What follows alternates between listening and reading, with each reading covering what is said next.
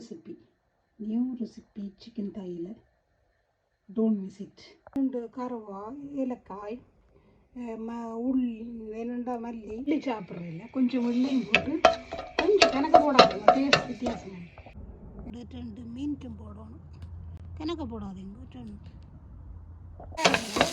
வெங்காயம், உள்ளி, இஞ்சி எல்லாம் போட்டு கொஞ்சம் எண்ணெயில் இஞ்சி எல்லாம் போட்டுட்டு எல்லாம் போட்டு விருப்ப தாளிங்க கொஞ்சம் ப்ரௌன் ஆகும். என்ன இதை போட்டு வடிக்க போகிறோம். இதை கிரைண்ட் பண்ணியாச்சு. ஓகே, கசகசை ஊற வச்சுட்டு இதை போட்டு அடிக்க போகிறோம். இந்த சிக்கன் தாய் தான் போட்டுதான். தாய் வந்து வித்தியாசமான டேஸ்ட். நான் ஏதாவது இஸ் நியூ ஐ ஆம் நார்மலி ஷோயிங். அப்போ இதை மிக்ஸ் பண்ணிவிட்டு இதை நான் இப்போ பொரிக்க போகிறேன்னு கொஞ்சமாக பொரிக்க போகிறேன். இப்போ கருவேப்பிலையை போட்டு அடிங்க. நான் வந்து இப்போ ஒரு சொட்டு ஒன்று தான் விட்டேன். நான் சில்வரில் சமைக்கிற வழியாக ஒட்டும்.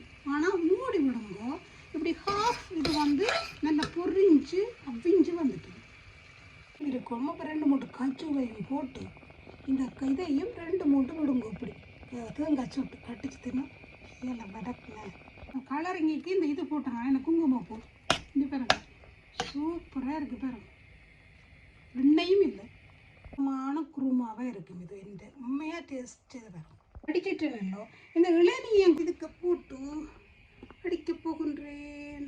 இளநீ இதை நீ வடிக்கணும். வடிச்சு அவ்வளோ நல்ல இளநீ உண்டாச்சு. இதைத்தான் சொல்கிறோம் சூளுறதுன்னு பாருங்க. ஏமாற்றி சூளுறது இதை 2 பிள்ளைகளுக்கு இதுகளை தான் சொல்லிக் கொடுங்க. எங்களோட ட்ரெடிஷனை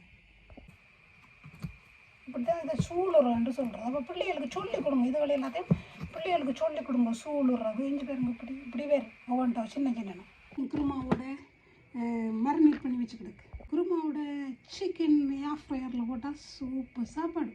ஒரு அழகு இருக்கணும் என்ன கடைசியாக. அப்போ அதுக்கு அவனே கண்ணுக்கு போடாதுங்க, டேஸ்ட் டிஃப்ரெண்ட் ஆகிடும்.